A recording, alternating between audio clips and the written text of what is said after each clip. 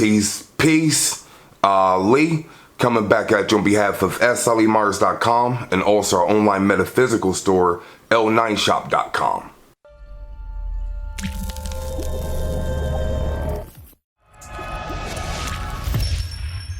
In this video, I want to talk about what I perceive as the biggest misconception with dealing with ancestor altars. And I'm specifically talking about ancestor altars. So if you have deities or angels or whatever else, this video is not for you. But if you exclusively have an ancestor altar, this information should resonate with you. Now, I want to preface it by saying if you're comfortable with your altar work, like, you don't need to watch this video. One thing I notice with people is even when you know something and you have a very strong knowing, not belief, you have a very strong knowing, a lot of times humans continue to research and look up information. Once again, if you're comfortable with your altar work, you feel like you're doing well with it, you feel like your ancestors are taken care of, then pay this video no mind. But if you're in a position where you're frustrated with your altar work, that's who I'm speaking for. That's who I'm speaking to, and that's who I'm making this video for. So what I perceive as the biggest misconception dealing with altar work is that people are taking this altar work game as like magic or prosperity rituals. What do I mean? Just because you have your ancestor altar up, you're giving offerings, you're burning ancestor money or Joel's paper, does not mean that your ancestors are going to bless you on a continuous basis and provide everything you need in life. It doesn't mean that you set up your altar, you start giving offerings, you start giving libation, you start giving water, you start giving prayers, you start doing all your spiritual work dealing with the altar. It's not a fix-all pill. It's not going to solve every problem in your life.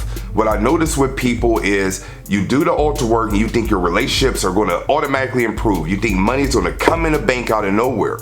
That's not the way it works. And the analogy I want to put out here is like this. If you volunteer somewhere, say you volunteer at a homeless shelter, you go, you put in 4 hours at a homeless shelter, you're feeding them, you're clothing them, you're passing out flyers, you're doing your job as a volunteer at the homeless shelter. Do you expect to get paid after you're done? Do you expect a homeless person to come to you and give you money for you volunteering? You volunteer out of your heart. You're giving out of the kindness of your heart. So what I suggest what you do with the altar work is look at it as you're doing a service or being of service to your ancestors.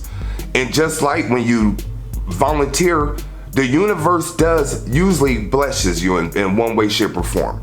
May not be monetarily, it may not be resources, but the universe usually pays you back when you give from the heart. But you don't usually expect to receive. And that's what I'm seeing people doing. Like, you're giving from the heart, you're doing your altar work, but you're expecting something in return. And in my humble opinion, that is probably not the most conducive way to go about the altar work. The altar, especially for ancestors, is an obligation and service to your departed loved ones. And the way I talk about it is because you took care of them, more than likely they'll take care of you. That can come monetarily, that can come in many different ways, but usually they'll take care of you because you've taken care of them. But for you to expect them to take care of you, that's where I see the bit disconnect from. And I'll end it with like this. Give from the heart and just be open to receive. Give from the heart and be open to receive. So this has been Ali.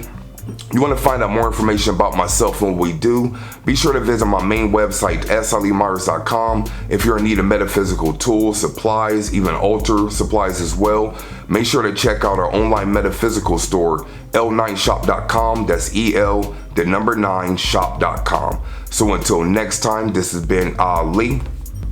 Peace.